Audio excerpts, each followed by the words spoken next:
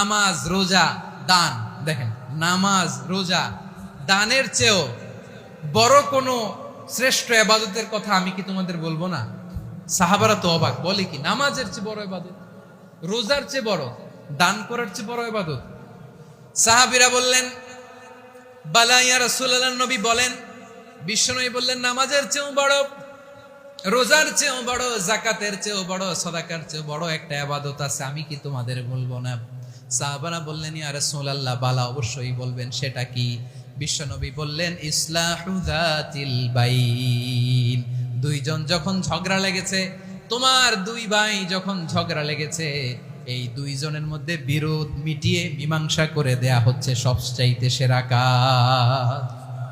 দুইজন ঝগড়া লাগছে, ইসলাহু যাতিল বাইন, দুইজনের মধ্যে মিলিয়ে দেয়া, এটা নামাজ, রোজা, সাদাকার চেয়ে বেশি সওয়াব। সুবহানাল্লাহ, এত আসতে